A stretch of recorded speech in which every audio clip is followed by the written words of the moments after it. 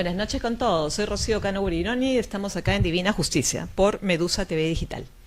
Bueno, en esta semana hemos tenido el tema del Ministerio Público, que la verdad que es medio vergonzoso, ¿no? Ver a una fiscal de la Nación que no quiere dejar su puesto y que efectivamente pone velas y se ponen a rezar y cánticos, que no sé qué tiene que ver eso con el Ministerio Público. Y encima muchos fiscales en el 9º piso de donde está su despacho, ¿no? En vez de estar trabajando. Eso la verdad que demuestra que estamos en una crisis de ya hace tiempo, pero ahora ya la vemos totalmente sin camino, ¿no? El Ministerio Público necesita una reforma y es urgente. También hemos visto en la carta notarial que le mandó el médico Cavani, el cirujano plástico, a la presidenta, ¿no? Y diciéndole que efectivamente todo lo que se hizo fue estético y nada más una de las cirugías, que fueron 7, fue de manera funcional. Así que también estamos tan acostumbrados a que la presidenta nos mienta a cada rato y que mienta a todo nuestro pueblo, que efectivamente también es un tema que lo vamos a tener que tocar. Bueno, ahora estamos con 2 especialistas que vamos a hablar de varios temas. Vamos a hablar de economía, vamos a hablar de salud mental, vamos a hablar de inseguridad y vamos a hablar obviamente de lo que está pasando en la política, porque ya nos acercamos cada día más a noviembre, que ya vamos a tener a los candidatos para las elecciones de abril del próximo año. Pero bueno, ahora le voy a dar el pase a Jorge. Jorge, ¿qué tal tu semana? ¿Cómo estás? ¿Qué tal? Muy buenas tardes, buenas tardes. Bueno, como siempre decimos, nunca nos podemos aburrir. Y efectivamente, los últimos acontecimientos, tanto de la Fiscalía, tanto del propio Ejecutivo, el mismo voto de confianza hacia el gabinete, que en realidad es simplemente un cambio de nombre porque siguen siendo exactamente los mismos en distintos puestos, básicamente, pero demuestra una orfandad total de valores, de principios, de honestidad. Ya lo vengo diciendo hace varios programas atrás, ya hemos perdido como ciudadanos la capacidad de indignarnos, ya lo vemos normal. Es normal que una fiscal de la Nación, con una orden dada por la Junta Nacional de Justicia, haga caso omiso a esa orden y quiera entornillarse en un cargo y llame a todos los fiscales a que la acompañen en esa cruzada de honor. ¿Qué honor es ese? Así como sacaron a la otra fiscal y aceptó su cargo, bien o mal, no voy a entrar a temas políticos, simplemente a temas netamente institucionales. Tienes una institución que califica, nombra y destituye a los magistrados y fiscales. Esa institución acordó destituir, bien o mal, no vamos a calificar, a la fiscal de ese entonces, dejó su cargo. Y ahora esa Junta Nacional de Justicia ahora reconoce el error cometido y restituye en su puesto a la fiscal que fue destituida hace año y medio, y la actual no abandona el cargo. ¿Qué ejemplo estamos dando a la ciudadanía? O sea, cualquiera puede desconocer una orden, cualquier ciudadano puede desconocer lo que resuelva un decreto, una ley. Ojo, eso es peligrosísimo. Después venimos también a lo que tú comentaste, permíteme ahondar en el tema. ¿Cómo es posible que el médico que opera a la señora presidente, en blanco y negro le dice: señora presidente, usted mintió? Porque eso es lo que en blanco y negro ha dicho. No, y aparte, no pasa claro, absolutamente nada.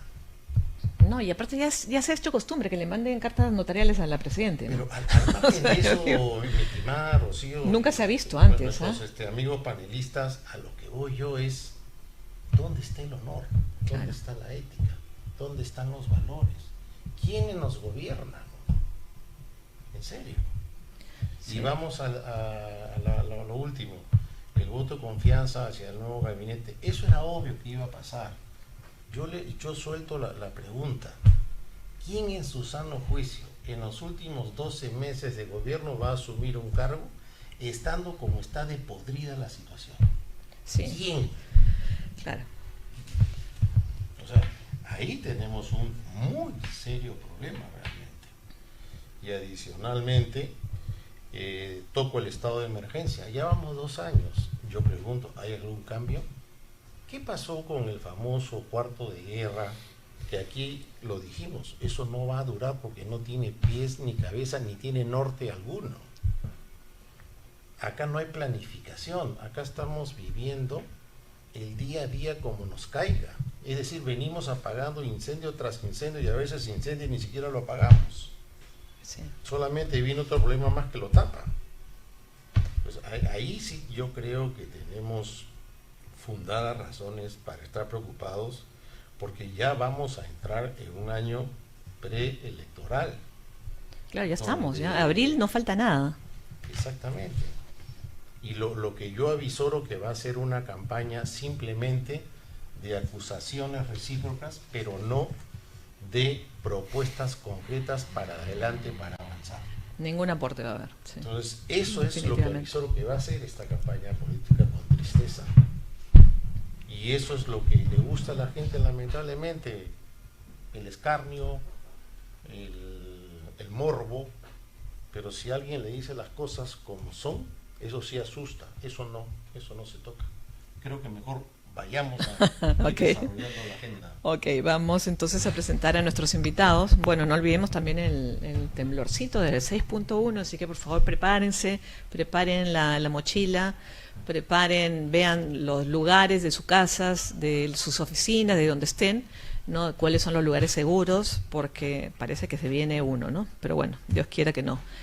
Dios siempre nos cuida, Dios es peruano, pero bueno, en fin. Bueno, vamos a presentar al comandante Máximo Abel Rodríguez Taboada. Él es doctor en psicología por la Universidad San Martín de Porras, comandante de la Policía Nacional, con segundas especialidades en psicología forense y criminología. Bienvenido, comandante, ¿cómo está? Muchas gracias. Buenas noches. Buenas noches. Y gracias por la invitación. Muchísimas gracias a usted, siempre bienvenido. Y también tenemos al economista Ranjiro Roberto Nakano Osores. Él es consultor, proyectista, organizador y planificador estratégico con amplia experiencia de dirección, gerencia, asesoría, consultorías, administración, finanzas, planificación y presupuesto, y de formulación y evaluación de proyectos del Sistema Nacional de Inversiones Públicas y Gestión Pública. Bienvenido, ¿cómo está? ¿Qué tal, economista? Muchas gracias, Rocío, por esta cordial invitación. Jorge, igualmente. Estamos acá respondiendo pues a la invitación y nos allanamos, ¿no?, al rigor del periodismo para poder absolver las preguntas que consideren convenientes dentro de los perfiles de la coyuntura que ustedes manejan. Perfecto, muchísimas gracias y bienvenidos siempre ustedes dos. Y bueno, ¿qué les parece si nos podemos tutear para hacerlo más fluido? Más familiar. ¿No? Claro. Ranjiro, así se pronuncia. Sí, ¿no? Ranjiro. Ranjiro. Y Máximo. Perfecto, ok, listo. Entonces, bueno, estamos en una coyuntura que, como bien decía Jorge, no hay ética, no hay valores, y ya estamos a puertas de una elección, ¿no? Una elección presidencial con senadores, con diputados, y en noviembre con gobiernos regionales y gobiernos locales. Entonces, ¿cómo ven ustedes el panorama de manera general? Vamos a empezar primero con el comandante. Bueno, hemos quedado en tutearnos, así que con Máximo. Ok, muchas gracias. Hablar de coyuntura actual implica coger aspectos etiológicos para poder entender y comprenderlo. Esta coyuntura actual es consecuencia de algo. Claro. Es todo un proceso de punto de vista histórico para poder tener una visualización completa de esta coyuntura actual. Esta coyuntura actual tiene que ver con problemas de tipo social, aspectos de tipo moral, de tipo ético, de tipo bueno, político. si mal no recuerdo, y quiero que me corrija por favor, tenemos como 300 y pico, 400 conflictos sociales arraigados en nuestro país, a nivel nacional. Quizás son más. Quizás sean más, hay que es coger grave. solamente los más significativos, que no significa que los otros no sean más importantes. Tenemos problemas, por ejemplo, de tipo social y de tipo político, que vienen muchísimos años atrás. Claro. La coyuntura actual es consecuencia de ello específicamente. Quizás la gran pregunta sería, ¿cómo solucionar esto? ¿De dónde cojo? Y perdón, entonces la coyuntura actual no tiene que ver con el gobierno de turno. Sí, pues es parte de esta coyuntura. Es parte de esta coyuntura. Como conversábamos acá con el colega. Off the records. ¿Qué hacer esto? ¿Cómo solucionar? ¿Dónde coger la punta del ovillo? Es una situación muy delicada. Ahora, esta coyuntura actual que estamos viviendo tiene varios indicadores que se convendría tocarlos. Por ejemplo, el problema de la impunidad y la corrupción que hay en el país, Sí, es gravísimo eso. que Bueno, cada vez se acentúa más, ¿no es cierto? Hay una dicotomía, hay un doble discurso de la presidenta, ¿no? Yo estoy limpio, acá no hay corrupción, y sin embargo lo que vemos es todo lo contrario. dime de qué te ufanas y diré de qué adoleces. Exacto. De luego Claro. tenemos una desigualdad de tipo social, una polarización política y sobre todo, Y perdón que te interrumpa, Máximo, pero creo que todo eso se está increciendo, ¿no? O sea, está aumentando a medida de que está pasando diferentes gobiernos. Yo creo que la desigualdad antes, aunque parezca mentira, era menor que la que hay ahora. Y eso me parece muy raro porque a nivel económico hemos aumentado. O sea, los peruanos no son tan pobres como antes, ¿no? El nivel de pobreza ha disminuido. Entonces digo, ¿por qué el tema de la desigualdad sí ha crecido? ha crecido este problema de desigualdad por varios factores. Uno de ellos las migraciones, otro los tipos de pobreza. Quizás la menos significativa, que no sea importante, es la económica, pero particularmente dentro de mi especialidad, a mí me preocupa mucho la pobreza moral, la pobreza Claro. ética. Eso es lo que Eso yo iba a se ha decir, acentuado la muchísimo, pobreza ¿no? cultural. La pobreza afectiva, que cada vez eso se acentúa más. Ujú. Esta pobreza moral que vivimos con los referentes padres de la patria, ¿no?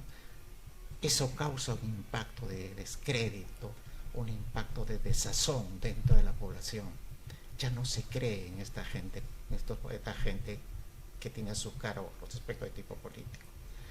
Todos estos problemas de pobreza, de desigualdad, de impunidad y todo lo demás tiene una repercusión directa en la salud mental del pueblo. ¿Qué cosas crea en el pueblo todo esto que acabamos de conversar y muchas otras cosas más? Por ejemplo, el resentimiento desde un punto de vista social, la Claro. ansiedad, la depresión. Claro, pero ahí yo creo que eso ya lo dejamos para después, ¿no? Bueno. Para ir yendo de a poquitos. Correcto. Y bueno, Renjiro, ¿qué me comentas con respecto al tema de bueno, la crisis, ¿no? La crisis institucional, que ya hemos hablado al comienzo, ¿no? Como introducción. Y no solo pues del Ministerio Público, en verdad, ¿no? Sino de todas las instituciones del país, que eso es lo que da más pena, ¿no? Bueno, me trae a la mente en primer lugar una de las principales reflexiones de la segunda conferencia internacional anticorrupción, donde puso el maestro Baltasar Garzón y Cornelia Cova, en la cual se establece el trípode del sistema regulador de la sociedad, que es la cultura, la moral y la ley. Y hay que analizar esos tres pilares, la cultura, cómo estamos culturalmente, cómo somos. Y tomo la palabra de Jorge cuando dice, nos da igual. Dice, si A es igual a B y B es igual a C, A es igual a C. No. Acá no es, en la democracia, y cuando hablamos de factores, de recursos humanos, es totalmente diferente. O sea, en el aspecto es que la valoración o la baremación para que una persona tenga la cualidad o las facultades y los valores, sobre todo, le corresponde ejercer ello, debe ser particularmente, considero yo, que se emane del principio democrático popular. Pero, por ejemplo, tocando el tema del principio democrático popular y con todo respeto, yo no creo en la democracia para elegir a lo que hemos elegido, con todo respeto, y no quiero ser peyorativo, a los miembros del actual Congreso. Para mí es lo peor de lo peor. ¿Cómo puede ser posible que una señora congresista que es presidenta de una comisión le pregunten por su tesis de doctorado y magíster y su respuesta es: el niño se voló mi tesis de doctorado y magíster, y usted no tiene la copia? No, eso no es importante, una copia. Yo no creo que exista un solo magíster o un solo doctor que no guarde su respectiva tesis de doctorado y magíster como oro, porque es un orgullo el haber Claro. logrado ese título. Y aquí no pasa nada. Totalmente de acuerdo Y esa contigo, persona Jorge, pero es la que si me designa, permites, muy breve. Esa persona, discúlpame, Sí. es la que designa a estas autoridades. Sí, Jorge, totalmente de acuerdo contigo, esto es reprochable, pero definitivamente, como dijera alguien, la democracia puede ser el peor de los sistemas, pero no existe otro mejor. Entonces, si tú consideras de que existe otro método mejor, lo podemos debatir. La democracia como sistema y como estas falencias que tú expones que son repudiables es parte de la inmadurez y la falta de calidad de ciudadanos que tenemos, de la pobreza mental que tenemos por parte de los electores, por parte de nuestra gente, y es una labor fundamental, sobre todo de los que hacemos de un lado a otro comunicación social. Y hay es un otro rol tema importantísimo. importante que tú lo has dicho y es pilar fundamental, la educación. Sí.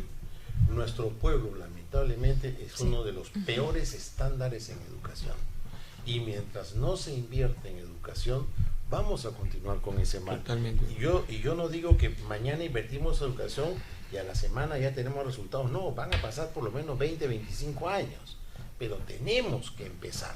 Pero pregunto, ¿existe la voluntad política de educar al pueblo? Porque educar es poder. El que tiene información maneja poder. Pero si tú aíslas a la población y simplemente te compras un voto por un saco de arroz o una pelota como han venido haciendo, y lo que me parece aberrante, que en semana de representación con la plata de nosotros, que nosotros le pagamos a nuestros empleados llamados congresistas, ojo, son nuestros empleados, con nuestra plata vayan a hacer cada uno campaña política personal, la verdad que me parece totalmente inaceptable. Pero bueno, es lo que es. No sé si me permites. Dale, Sí, dale, por Máximo. supuesto. Mira, la democracia en teoría es buena. En teoría. El asunto es cómo uso la democracia, con qué fines. Ahí vamos. ¿Cierto? ¿No? Algunos sociólogos dicen, ¿no? El Perú está en un proceso de democracia. Se plantean las siguientes preguntas. ¿El Perú es una democracia? ¿El Perú está en proceso de democracia? ¿O de repente la democracia no sirve para el Perú? Yo pensaría que estamos en un proceso de democracia. Dentro de ese proceso es el aspecto de tipo educativo, que es donde yo Más tocas tú, sí. vivo, ¿no? Como lo decía acá el doctor, Pero a ver, perdón, hay Sí. mucha mediocridad en la educación. es que, que viene, ahí sin viene. un cambio de tipo educativo no va a haber Cambia algunas. no va a haber democracia. Las reformas educativas actualmente son un collage de posiciones, de acciones, de políticas. El único cambio radical, entre comillas, es a nivel del sistema universitario. Pero la primaria y la secundaria no se ha hecho un cambio radical desde los años 70. Ajá. No hay una política con una dirección propia.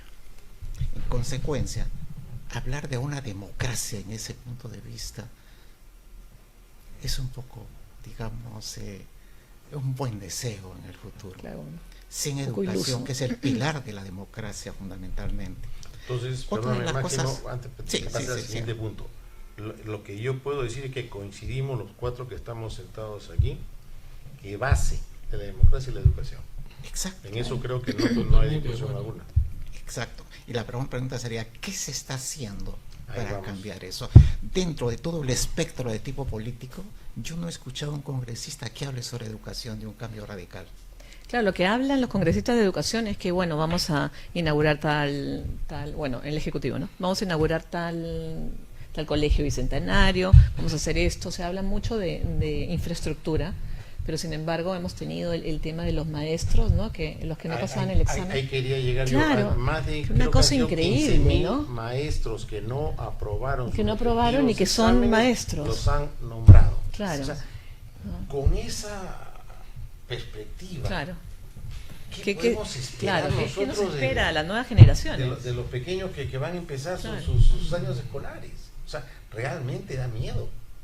O sea, por un populismo estamos sacrificando al Perú. Y perdón, Máximo, tú hablaste de que sí había un cambio en el tema universitario, pero tampoco. Hay muchas universidades que es una empresa, que no se están preocupando Incluyendo las universidades estatales. En general. en general. No, pero Las se que están- supone las que están en se la SUNEDU, ¿no? supone que al intervenir las universidades, darle calidad educativa, pero hay muchas de ellas que hacen agua. El sistema administrativo, por ejemplo, de las universidades estatales sigue fallando. Basta Claro. preguntarle a un alumno que va a graduarse su tesis, todas las peripecias que tiene que pasar. No, y hace con poquito computadora. hubo un Pero- lío con la decana de la Universidad de San Marcos, ¿no? Que la quieren sacar a la decana, ¿no? Que es una mujer, una señora, y dicen de que no, bueno, ella no quiere salir, pero sin embargo le están haciendo Bueno, como que cerruchándole el piso, ¿no? Y no va a salir y también tú tienes el tema, y corríjame si voy a decir algo que sea inexacto, por favor, que la mayoría de los magistrados y fiscales que han hecho sus tesis y sus doctorados en una determinada universidad, no voy a hacer propaganda a esta universidad, son todos falsos. ¿Y qué ha hecho la SUNEDO al respecto? Esa es una de las falencias. A eso voy, lo que yo te decía, ya no nos molesta, nos parece normal y hasta chistoso. Y tienes ahí como secretario general de esa universidad a una reputadísima persona que era la Reserva Moral del Perú, pero que sin embargo por un muy jugoso sueldo sigue siendo la Reserva Moral para su bolsillo. Entonces, Bueno, ¿a eso sí dónde lo tienes que vamos? decir con nombre propio, ¿no? A ver, dos enfoques que quisiera dar. El primero sobre el sistema educativo, ¿no? Para evaluar el sistema educativo tenemos que evaluarlo dentro de lo que viene a ser el componente infraestructura, un segundo componente equipamiento. Pero no es lo primero, la Tercero, infraestructura, creo. no, le hablo yo En paralelo, transversal. claro. Ajá. Recursos humanos Ujú. y la capacitación y sensibilización. Si nosotros evaluamos esos cuatro componentes, que uno no es más importante, todos son importantes, Claro. definitivamente vas a llegar a la conclusión que todo está pésimo. Y hay algo que es indetenible, que es la globalización económica y la informática, que es el punto más alto de la tecnología, que es irreversible, eso ya no lo vas a poder regresar. Ujú. Eso va avanzando. ¿Y qué genera eso? Genera un nuevo mundo de conocimientos y por ende un nuevo mundo de competitividad. Ahora ya no es que compite el de Chiclayo con el de Choto, Cajamarca, o el otro con el de Arequipa, no. Ahora compites con el mundo. Y definitivamente la universidad más grande ya no está en ir en el aula. Puede estar en una PC en tu caso, puede estar en el muy teléfono, claro. definitivamente. Y el conocimiento se imparte. La pregunta es, de esos maestros que hay ahorita, como se puede decir, en cancha, impartiendo, ¿cuántos tienen conocimientos para poder transmitir educación digital, por ejemplo, aulas virtuales, conocimientos o bibliotecas virtuales? Si usted ve un joven, yo se lo digo porque en mi última experiencia que tuve en Madrid, veía peruanos que le enseñaban españoles, porque, ojo, la informática, como te brinda muchos conocimientos, también te limita la capacidad de creatividad, y al hombre lo va parametrando y lo va segmentando en el conocimiento. En muchos países el uso del internet es limitada por horas y no puedes, acá no, acá todo el día están y se vuelven tromes, entran al chat, al chatbot, todos los Claro, el IA, tema es que allí no nos da ni valores ni exactamente. respeto a la otra persona, que es lo más básico, ¿no? O sea, el respeto a la persona que tienes al lado. O sea, Ahora, eso no nos lo da la inteligencia artificial. entramos ni a la nada de eso. SUNEDO como ente que fue la Superintendencia Nacional. La SUNEDO, pues, ¿qué ha servido? Sí, pero Para ¿qué te parece si nos vamos después del reclame, después del corte? Claro, el corte, y seguimos con lo de la SUNEDU. Ajá. Bueno, para retomar. así es. Bueno, nos vemos en un segundo. No se vayan.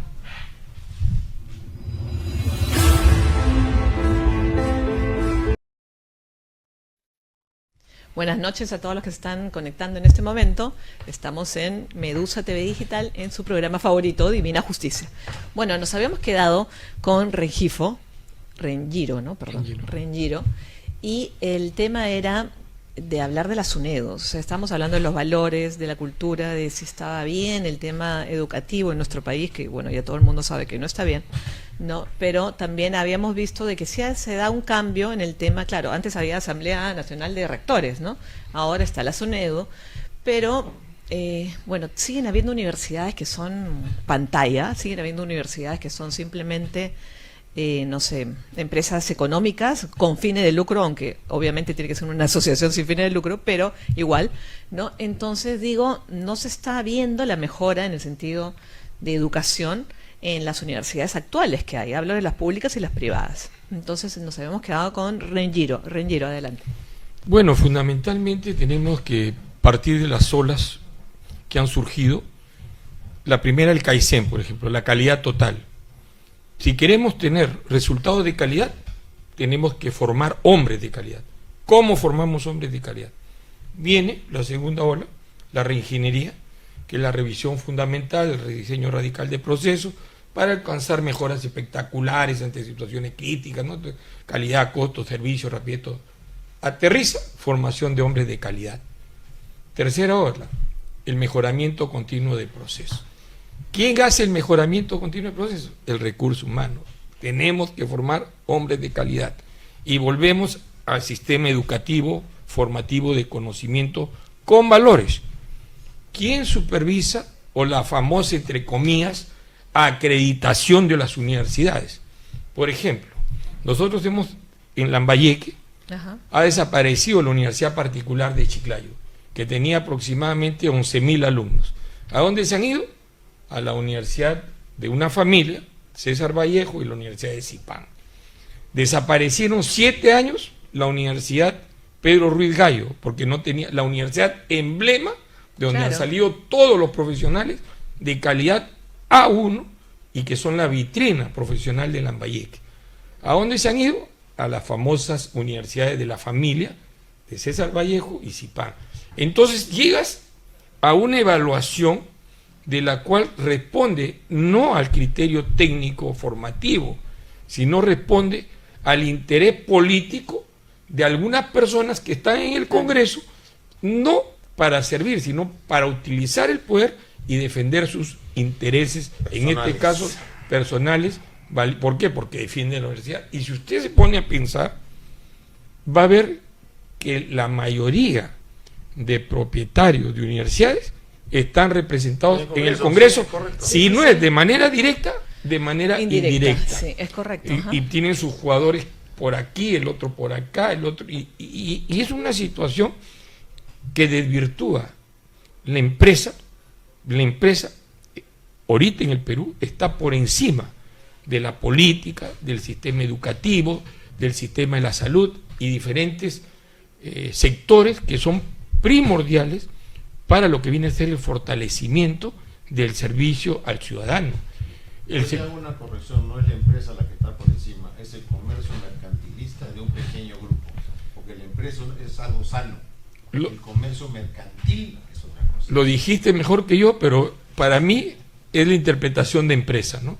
Lo dijiste mejor que yo, lo desagregaste, y creo que coincido plenamente contigo en que ese mercantilismo ultranza, exacto, arrasa con todo, no le interesa, no hay rostro humano, no hay humanismo, no hay criterio, no hay concientización, no hay visión de resultados, no hay una manera de decir, oye, ¿sabes qué? Hay que hacer esto por la patria. No, aquel bolsillo. Eso es lo que manda. Lo que manda. Y ahí, por ejemplo, tú tienes también, ¿hace cuántos años estamos esperando el tren costero? ¿Hace cuántos años el Perú no tiene una naviera de bandera? Sí. ¿Hace cuántos años el Perú no tiene una línea aérea de bandera?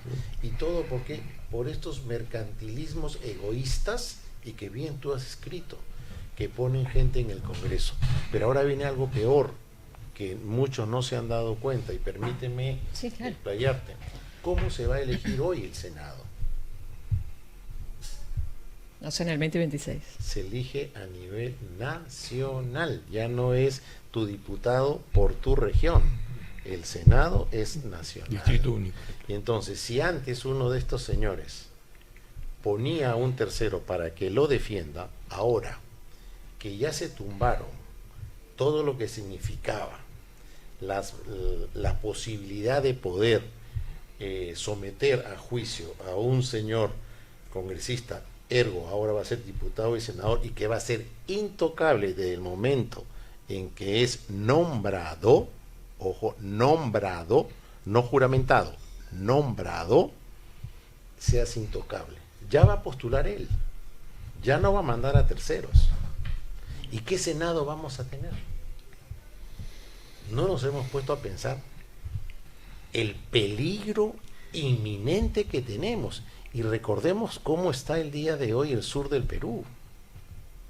Ojo, hay zonas liberadas en las cuales el Estado está hasta el día de hoy ausente, igual que hacia el norte, donde está el señor que tú has mencionado, el presidente regional Acuña, que él es responsable de lo que va pasando en la minería en su región, pero sin embargo, él no tiene nada que ver.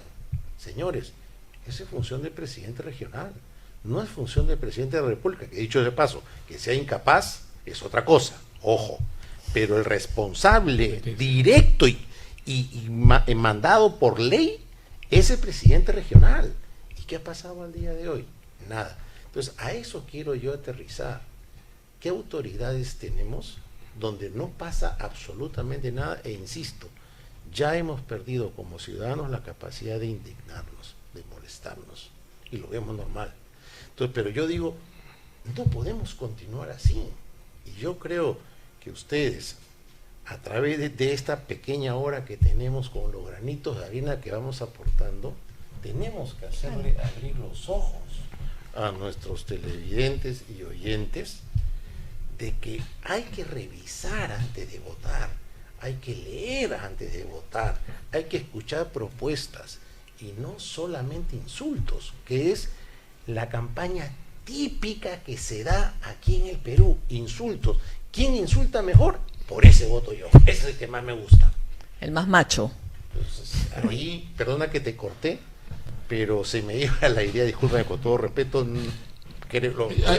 Hay una pregunta que Jorge hace, dice, ¿qué clase de autoridades tenemos? Y también esto, yo como economista, proyectista, para solucionar el problema tengo que ver la causa. Correcto. ¿Y cuál es la causa? Preguntarnos qué clase de ciudadanos tenemos, pues, que eligen a esas autoridades, porque esas autoridades no se eligen solas. Así es. ¿Cómo vemos la lectura de que hayan 50 candidatos a la presidencia de la República? Dios mío. Eso no es democracia para mí, por ejemplo. Esa atomización definitivamente demuestra que tenemos un sistema democrático, entre comillas, que realmente está sesgado por otros intereses, más no el que demanda la República. Exacto. ¿Cómo mejoramos eso? Marcos constitucionales, roles del Jurado Nacional de Elecciones, directivas que puedan ajustarse a la sensatez de lo que demanda. Mire, yo cuando estuve haciendo un estudio de zonas francas en Chile, hacía una encuesta a todos los ciudadanos, y Chile estaba partido fuertemente en la clase media para arriba y la clase para acá. Los de la clase media para arriba lo adoraban a Pinochet, los de acá para acá lo repudiaban tremendamente. Pero cuando tú pedías explicaciones a uno y al otro, el de la clase media para arriba te hablaba de todos los indicadores, que cómo lo sacó a Chile adelante, cómo lo posicionó en primer puesto de la industria oleaginosa en lo que vino a ser Asia. El otro que te decía, me mataron a mi familiar, me mataron a esto, me mataron al otro. Entonces hubo un régimen definitivamente muy dictatorial que rompió los esquemas democráticos, pero definitivamente si ve dentro de la estructura de la fibra educativa, de salud, de los servicios productivos, de la infraestructura, claro, manufacturero y todo, Chile avanzó tremendamente. Mientras que nosotros en esa época estábamos que le dábamos la espalda a la globalización económica. No sé si se acuerdan ustedes, estábamos en la estatización de la banca y todas esas cosas. Que no sé si se acuerdan. Bueno, Chile tiene el metro y nosotros no tenemos metro. Y nos sacó mucha ventaja. Claro. Y en ello, las infraestructuras estratégicas que tiene Chile y el posicionamiento sin tener más potencialidades naturales que el Perú. Pero ahí se hizo una planificación. El Pacto de Moncloa, claro. Pero aquí en Perú nunca hacemos planificación. ¿Y qué es lo normal? El gobierno que venga va a decir todo lo que hizo el anterior es una basura y empiezo de cero. Y así lo tenemos sucesivo y progresivamente. No, y eso es lo que se acostumbra, ¿no? Mira, desde la década de los años 60 tenemos previsto el subterráneo. Claro. Pero quedó ahí, por intereses personales. Que me conste a mí, yo participé, todos, mira, yo participé el año 90 en política y recuerdo claramente que estaba planificado el tren costero. Sin embargo, la Comisión de Transporte del Congreso recibía una bolsita muy simpática de todos los transportistas para que no se discuta nada. Igualmente con la naviera, que venían navieras extranjeras a poner su bolsita para que no se discuta nada. ¿Cuáles son los intereses? O sea, no pensamos como Estado, o sea, no pensamos que eso nos trae desarrollo a todos. Imagínate un tren costero. No es que los transportistas van a dejar de transportar, va a haber, tienes puertos, tienes trenes, colocas carga, nuevos polos de desarrollo, nuevos pueblos que se crean y nuevas economías circulares que se van a dar alrededor de esa vía férrea. No entendemos ello. Yo creo que sí lo entendemos. Lo que pasa es que no hay una política de Estado en la cual nos pueda decir cómo llegar a ese puerto, cómo llegar a ese buen puerto, ¿no? Porque todo lo hacemos, mira cómo se hizo Chancay.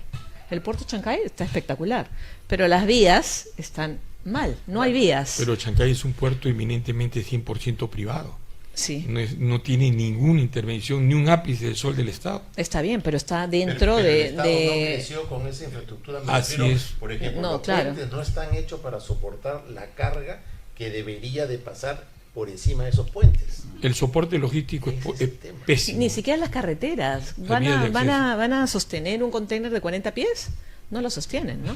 Entonces, migraciones, policía, ni siquiera está por allí la comisaría. La comisaría está muchísimo más lejos Pero del puerto. Ahí, Rocío, lo que venimos diciendo es, sin educación no podemos hacer nada. Porque también la planificación incluye a la educación. Claro, pues las políticas incluyen educación, por supuesto, ¿no? Y bien has mencionado tú, 50 partidos, porque para mí, repito e insisto y vuelvo a remachar y siempre lo he dicho públicamente, no son partidos políticos, son organizaciones mercantiles puras y duras. Eso no es partido político. Y algunas delincuenciales. De acuerdo, pero eso no es partido político. Eso Claro. no es democracia. Al contrario, están socavando la democracia. Y lo permitimos. Los ciudadanos lo permitimos y estamos contentísimos. Bueno, pero tampoco nos podemos ir a otra forma de gobierno. Pero, Menos ahora, pero, mi porque querida estamos en Rocío, una pero gran hay crisis. que Entonces, empezar si estamos a en una... poner un pare. Vamos a ponerle que el nombre sea democracia mediocre, ¿ok? pero no nos podemos ir de la democracia. Pero yo tengo gran, Porque gran, es que gran no se temor puede. con la violencia que se está viviendo en Colombia, con la violencia que se está viviendo en Ecuador, con la de Brasil que también está increchento, con lo que viene pasando en Bolivia en un Claro. año preelectoral. Sí. Vamos a tener también nosotros violencia de todas maneras y van a morir candidatos de todas maneras. ¿Qué estamos haciendo como gobierno nosotros? El gobierno, mejor dicho, ¿qué está haciendo? ¿Qué está planificando? Si su estado de emergencia de 2 años no ha servido, pero absolutamente para nada. Hoy han seguido muriendo gente. ¿Dónde está la planificación? ¿Qué ha hecho este nuevo gabinete ministerial que ya no haya hecho anteriormente? Si son los mismos. Bueno, lo de las motos, de que no pueden ir dos, Ese- del chaleco, que Mi- creo que siguen mi yendo, querida o sea, nadie Rocío, esa, les hace caso, pero ahí están. Realmente la estupidez más grande, porque matas con chaleco igual.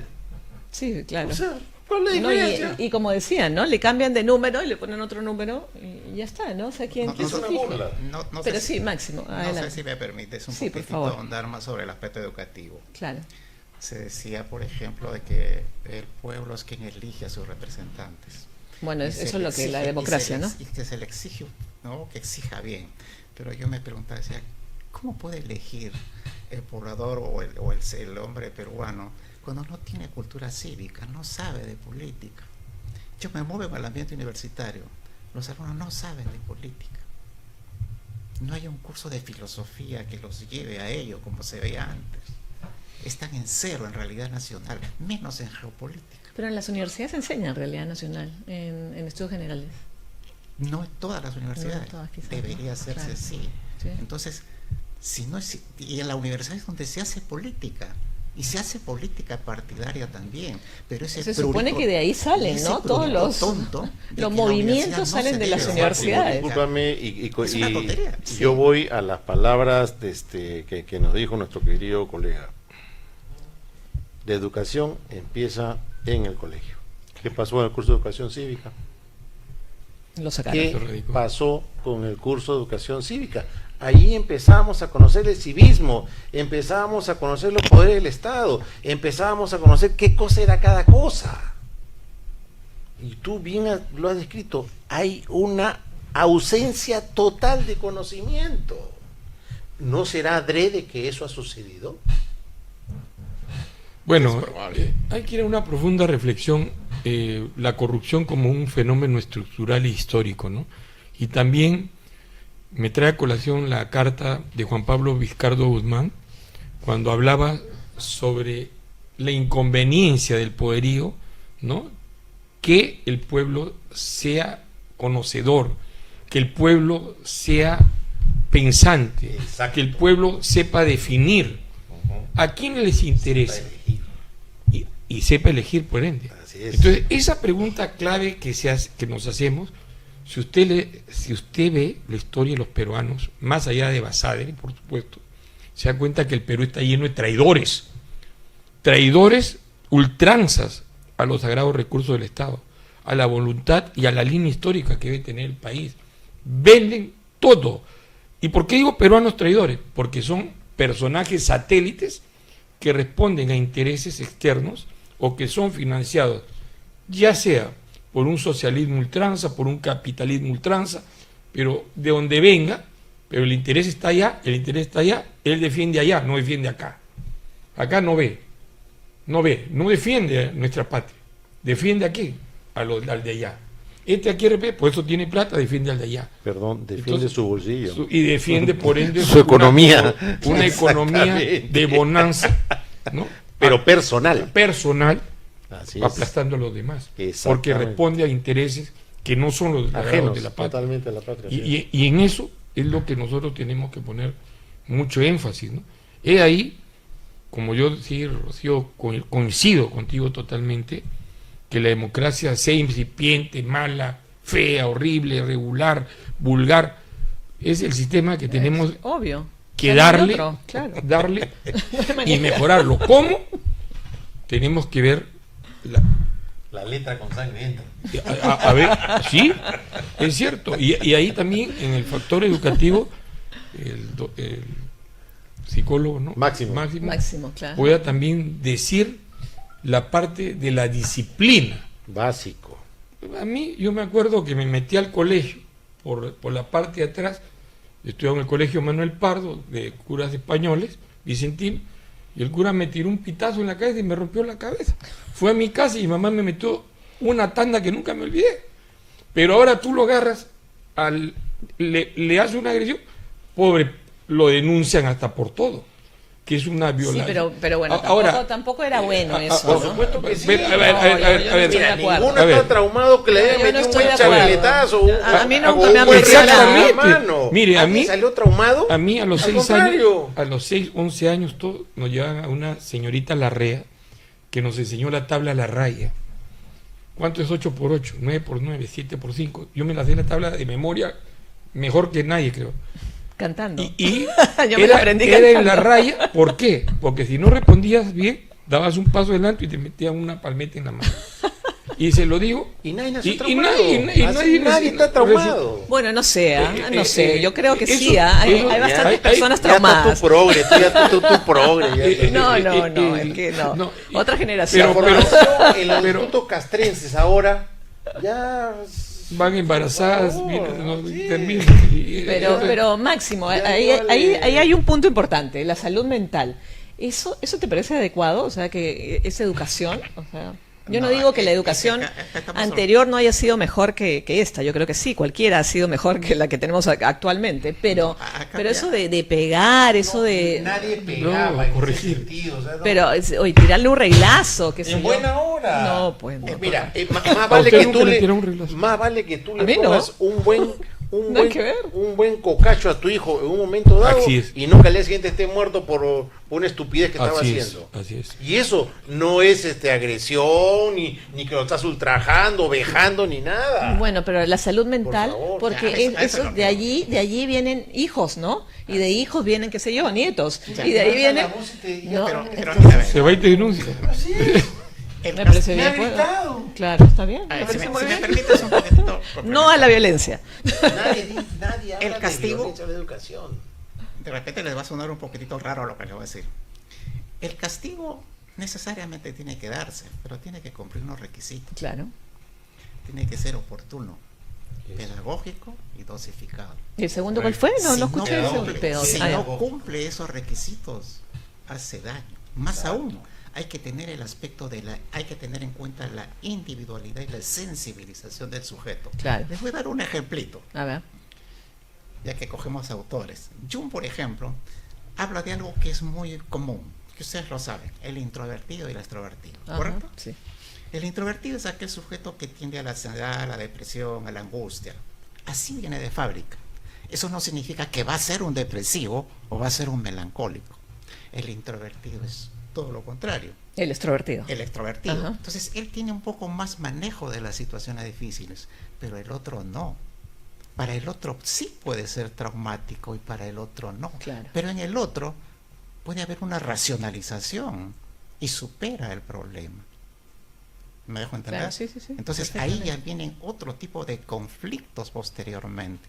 Entonces no es que podemos decir lo que fue normal y es bueno a nivel universal. No, en muchas personas sí. Claro, Entonces lo que hay corresponde y que en otras buscar no, claro. es que el castigo se internalice, se dé cuenta. ¿De acuerdo?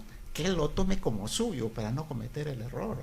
Pero ahí entra también el pedagogo. Es lógico. Hoy no tenemos Así pedagogos. Y tampoco tenemos psicólogos en Pero los ojo, colegios. Pero Y ese- ojo, y ese es el otro. colegio, discúlpame Máximo, Sí. y para que tú continúes, el colegio no te forma tu hogar. Así es. Claro. Ojo, Así yo es. no puedo dejar a mi hijo en el colegio para que el colegio lo forme el hogar. Y si en cuna tú no recibiste educación, no recibiste límites claros, el colegio no lo va a hacer.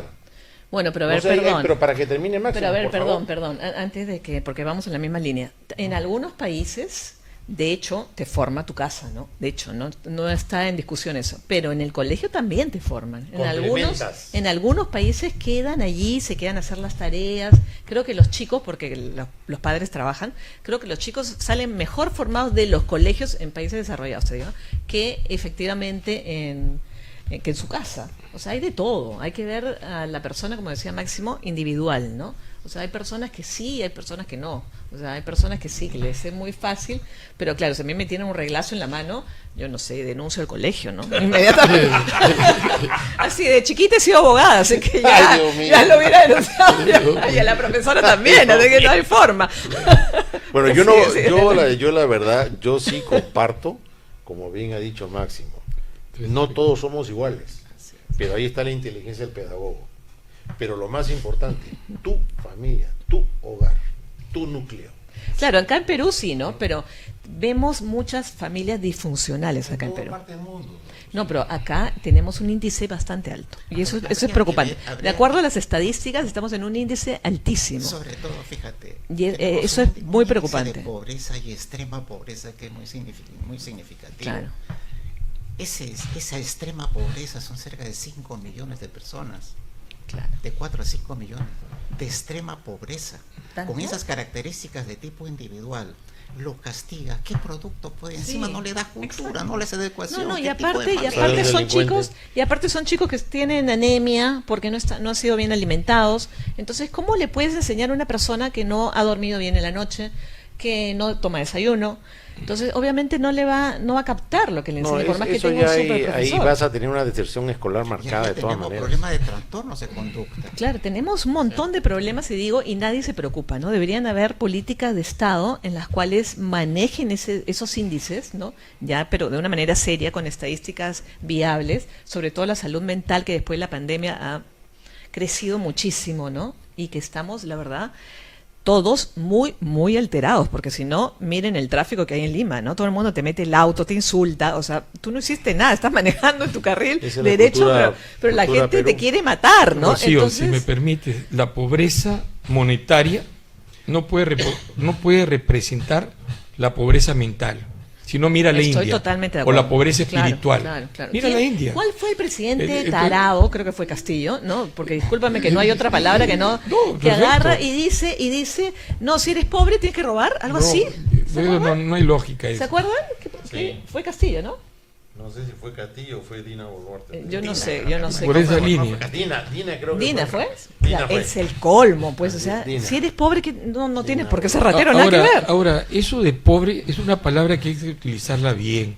Sí. En el Perú tenemos 83% de informalidad, de peruanos que usted los ve y que apuestan y dicen, pobre, vaya a verlos. Tiene un montón de plata.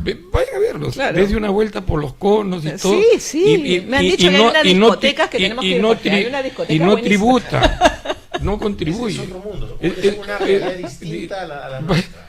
Los bolsones, los grandes bolsones, vaya, vea. Exacto. Entonces dicen, no, pobreza.